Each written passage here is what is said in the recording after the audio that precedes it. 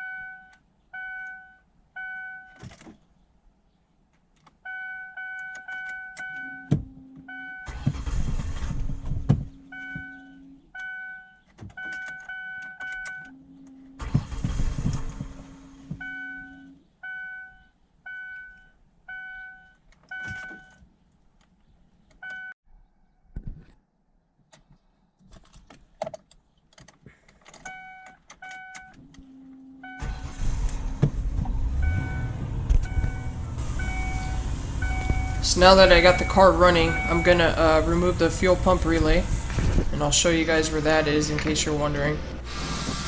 So if you guys were gonna tee in with the fuel pressure gauge, that's what you would do. You get the car running and remove this fuel pump relay. That's the location. And the car should die on its own, and that would relieve the fuel pressure.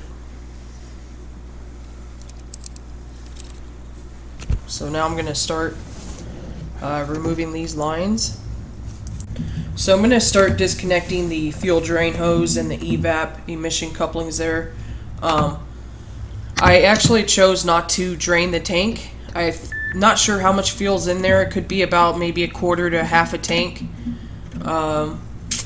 So I decided to leave it as is.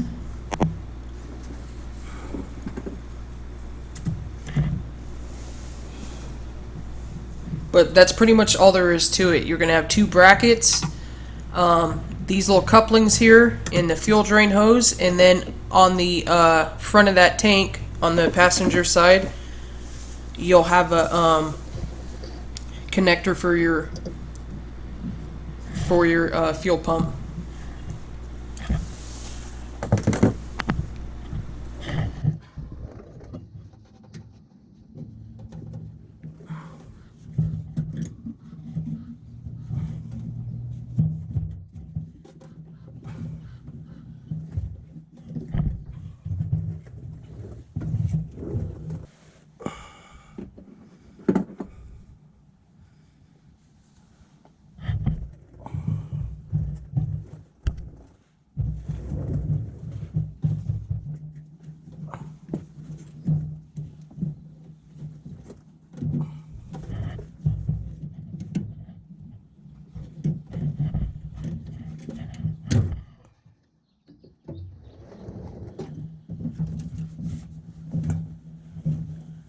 So that drain hose, I wasn't able to get that one off by hand. I actually wound up taking it off as I was lowering down the tank.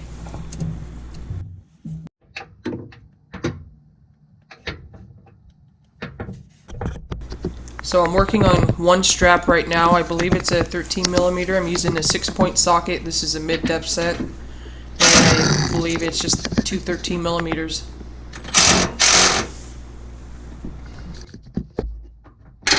Before you begin this step though, make sure that you have a jack or transmission jack. You have something supporting the tank before you begin to remove these straps.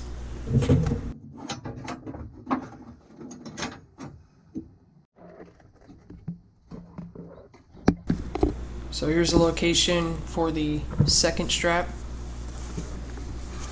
I just took off the first one on the passenger side.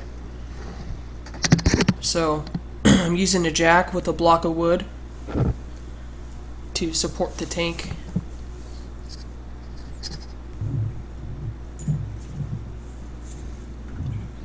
So I'm gonna basically, once you have both the straps off of the vehicle and the tank is now just resting on my jack, you're gonna have to kind of maneuver it around the exhaust system. I noticed you had to kind of wiggle it out and it was getting a little hung up. But make sure you go around the front now at this point of that tank on the passenger side. You go around the front and you disconnect the fuel pump harness and all that stuff up at the front hand side.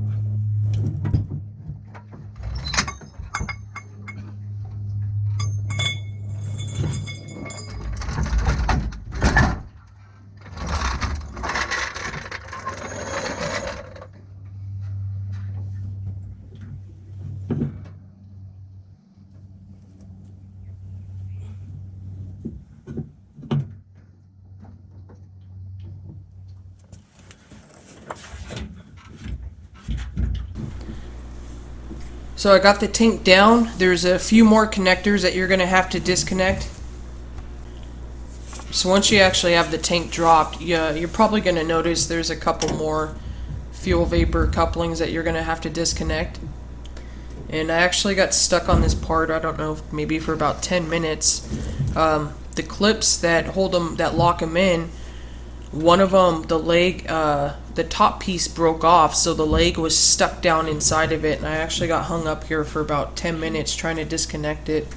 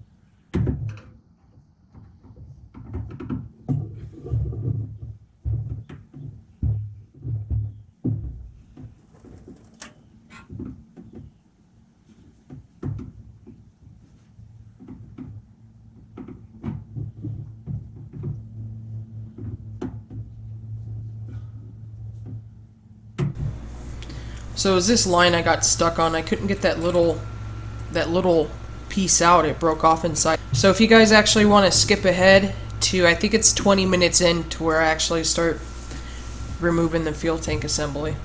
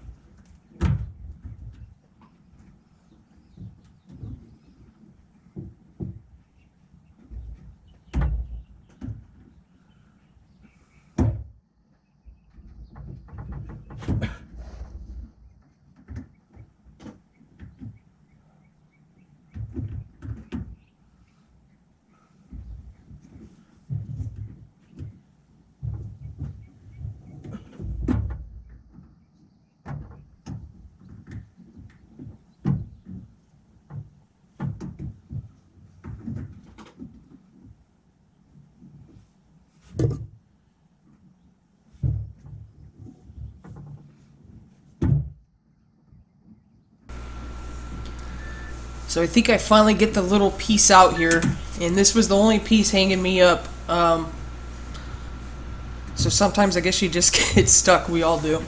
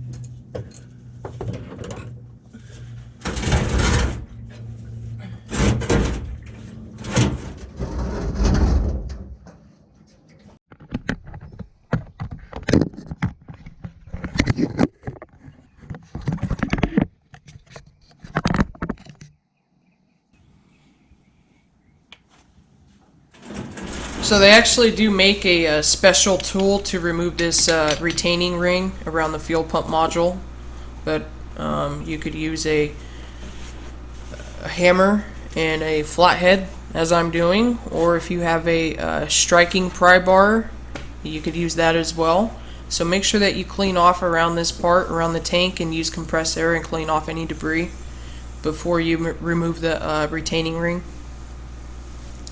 And you're going to go, I believe it was counterclockwise to remove it. But there's really no reason to have the special tool. You can get this off and on without it.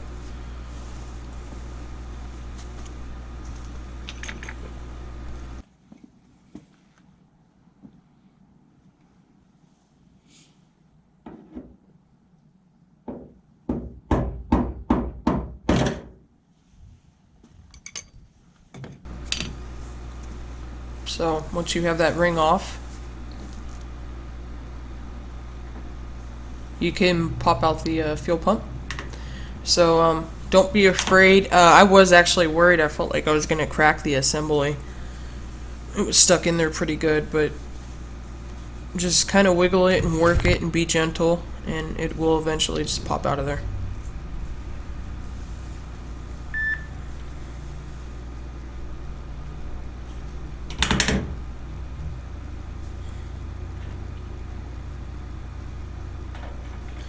So carefully watch out for the float when you're lifting this in. It is going to be, the assembly is going to be retaining maybe a few cups of fuel. So when you're removing it, keep it in the vertical position.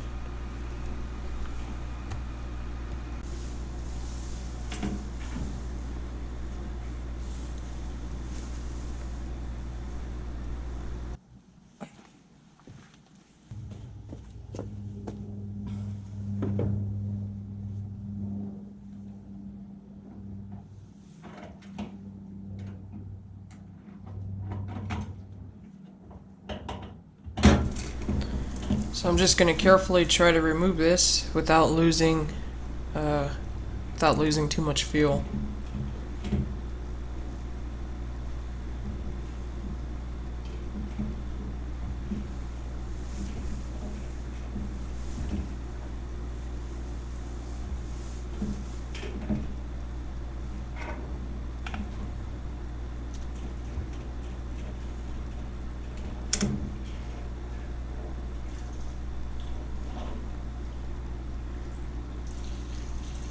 And then make sure that you keep note of the direction of the fuel pump. That way you know which way to put the fuel pump. You need to install it the same way, otherwise your float and the reading could be off.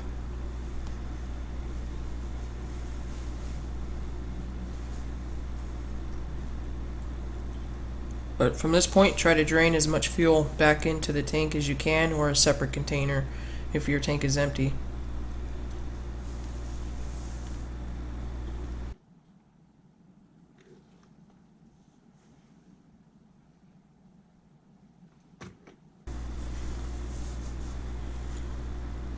So at this point, I'm just going to do a visual inspection of the tank, see if there's any debris in there. And don't forget to discard that O-ring. You will need to replace the O-ring with a new fuel pump.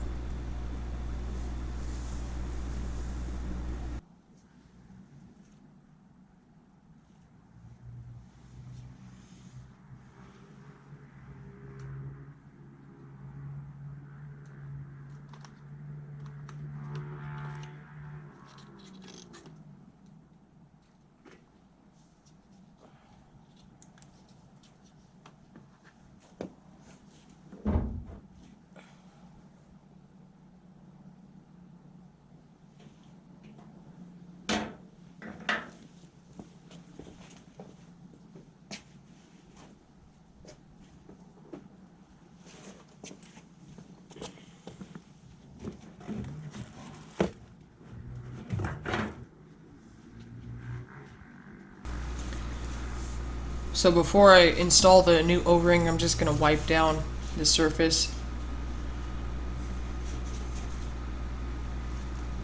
with the shop towel.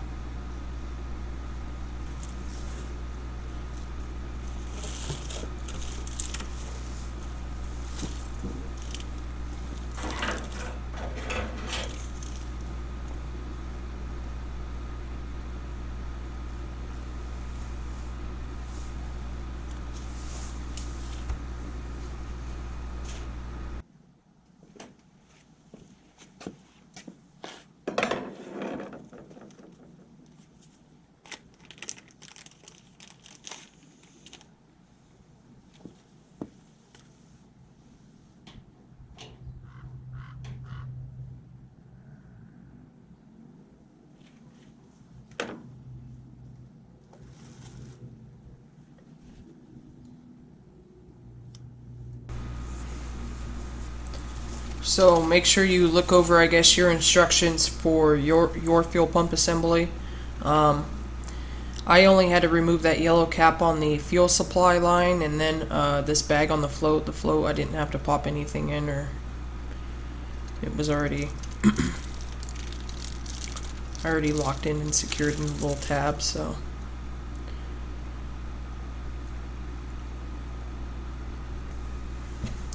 when you're installing this, be careful not to damage that float, which is that back black piece right there.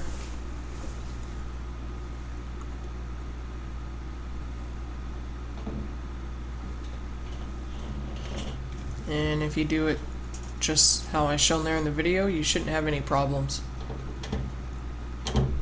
So you're going to have to press down pretty hard and exert a good amount of force. And you're also going to have to grab that locking ring at the same time.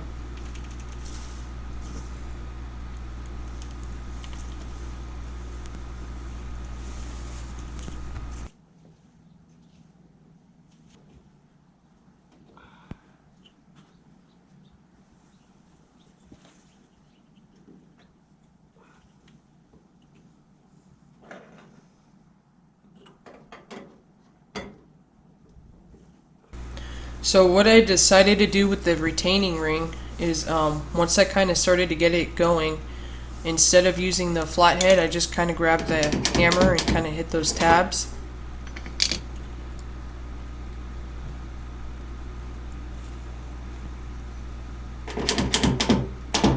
So once I felt that I had it seated and I visually inspected that they were actually going underneath all those tabs, and then I decided to go back with the flathead and secure it and lock it back in.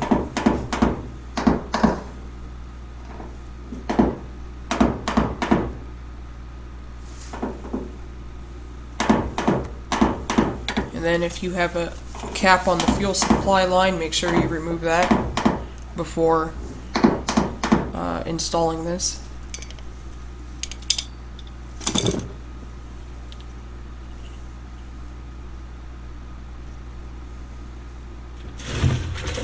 So I decided to install it by using a flat piece of plywood. Luckily the tank was light enough, I was able to pick it up and kind of carry it around, but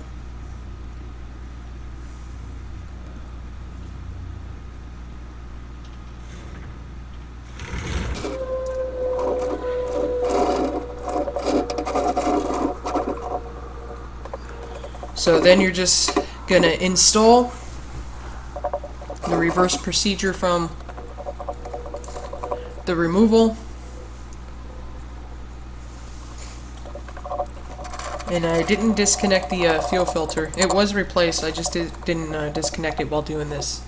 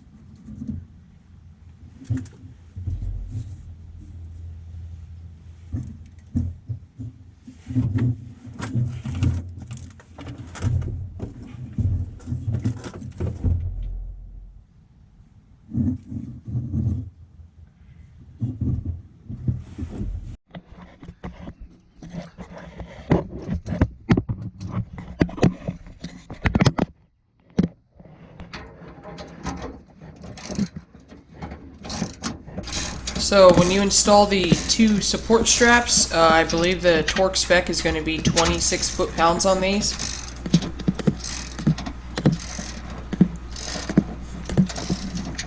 And then, so what I noticed that they had done, since some of these retainer clips were broken all over, they had zip ties around. They put in basically they just put in the broken ones and then zip tied it where it cracked in the center. So.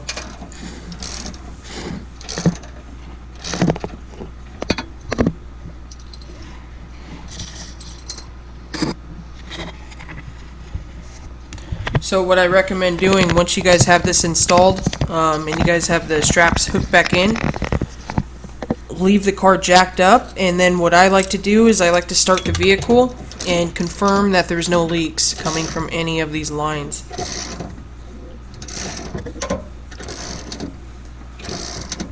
Otherwise, it'll throw a check engine light pretty quick.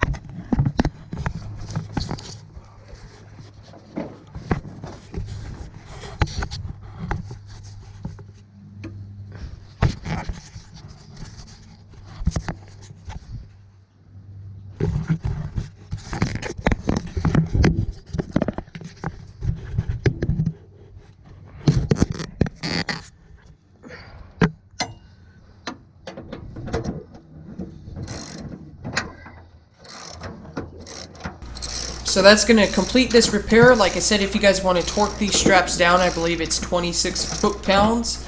Also, if you guys want to see the car running after this repair, I already have the vehicle or the video uploaded. It is the part 2 of the P0191 of this 2007 Ford Taurus series. So I hope you guys enjoy the video. Don't forget to like and subscribe, and thanks for watching.